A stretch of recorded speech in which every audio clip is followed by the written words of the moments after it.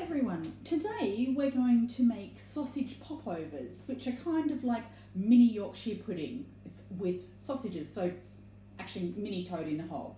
So I'm going to start with the sausage and batter ingredients, because once we've done that, and while they're in the oven, we're going to make a red onion gravy just to add some more variety to the dish. But we won't go through those ingredients yet. We'll just focus on the popovers first up, and then we'll get onto those in a second. So I have here 12 chipolata sausages, so tiny sausages. Alternatively, if you can't get those, you can get 4 longer sausages and cut them up. It's really flexible. That's up to you. We've also got 3 eggs, 150 grams of plain flour, 250 millilitres of milk. Now I've used semi-skimmed milk. You could use full cream milk, skimmed or semi-skimmed. It will work equally well.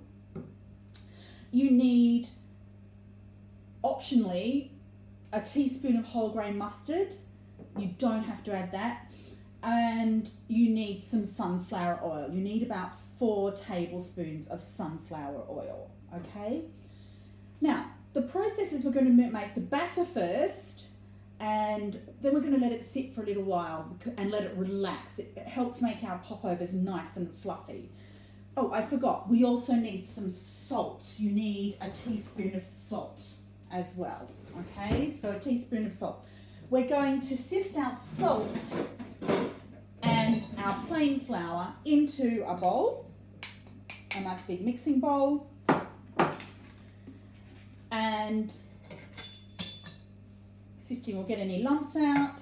We'll combine the salt and the flour together. The salt is important in this recipe. Not only does it add flavour, but it helps strengthen the structure of our popovers, so we make sure we get nice fluffy popovers, okay?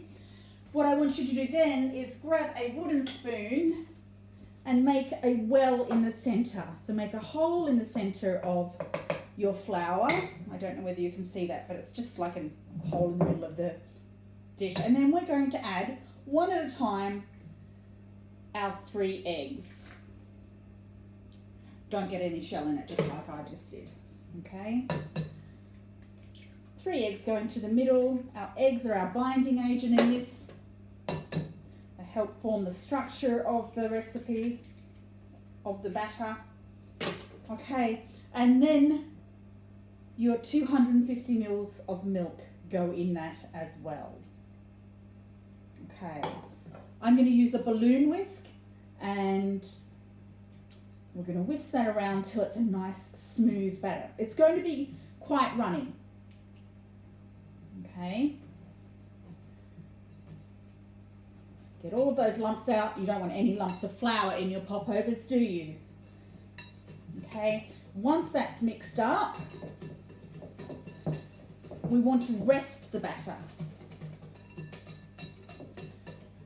Resting it for half an hour allows it to relax, settle down, and it will then actually produce a more fluffy structure to the recipe.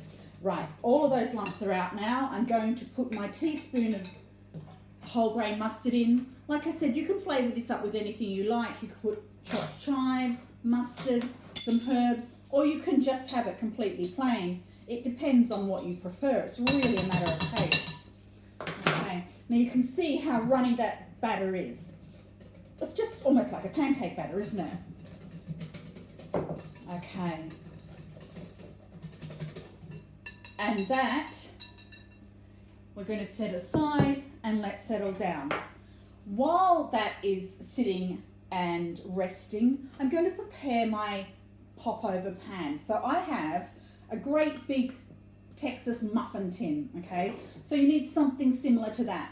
If you don't have these at home, then you can just do it in a big baking dish, and rather than having small popovers, you'll end up with essentially toad in the hole, which is completely fine. It will taste just as yummy either way.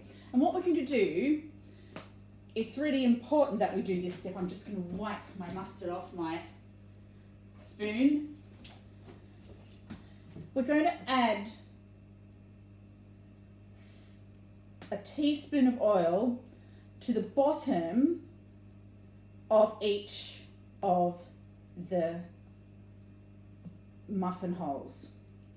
Okay, now the oil then gets heated up in the oven. I'll go over that step in a moment. You don't need to stand here and watch me do all that. So I'll just finish this up and I'll be back in just a moment. I'll see you in a bit.